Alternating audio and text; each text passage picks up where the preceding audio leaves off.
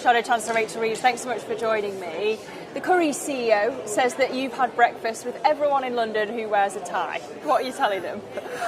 Well, look, it is true that in the 2.5 years that I've been Shadow Chancellor of the Exchequer, I have reached out to business. And I think you can see that in the speech that I delivered today, where I set out that the lifeblood of any successful economy is private business investment.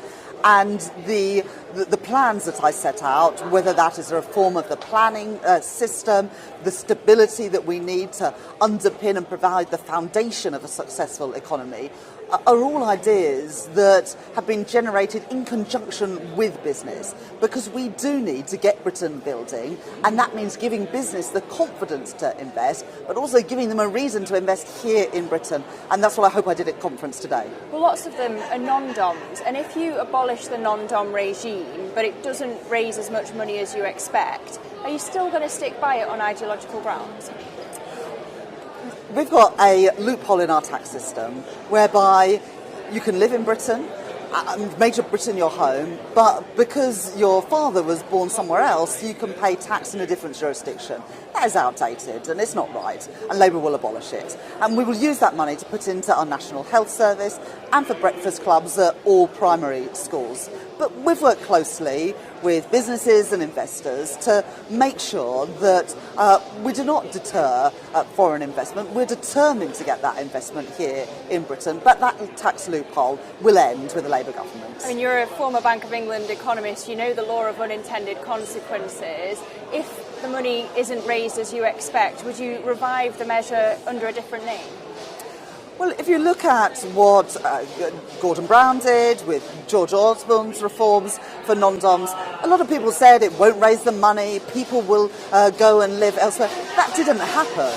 And what did happen was the tax revenue came in. And we've got public services in Britain today that are on their knees. We've got 7.7 million people on hospital waiting lists. We can't go on like this.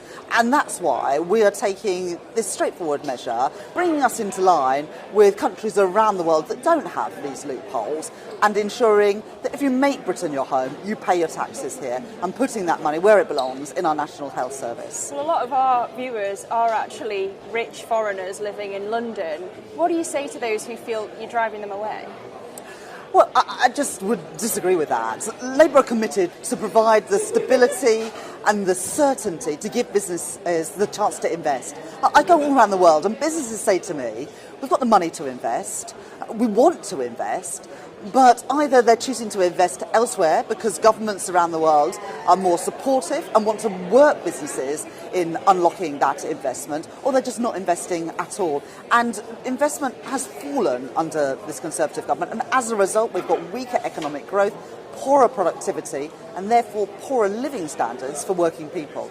So you promise you'll be cautious about borrowing to invest, but we've got debt at 99% of GDP already, yields are high. The reality is you just don't know how the market's going to react to borrowing even more, do you? Well, I set out the fiscal rules that I would stick to with iron discipline. And I got support from conference again in setting out those rules. We won't borrow to fund day-to-day spending. We'll bring debt down as a share of our economy. And then only subject to that, we will invest in the things that can boost our productivity, working in conjunction with business to unlock further private sector investment. So today, for example, I set out how a new national wealth fund will be targeted for every pound that we invest, that it unlocks £3 of private sector investment. That is partnership between government and business in action. You're seeing it around the world. It is unlocking investment around the world.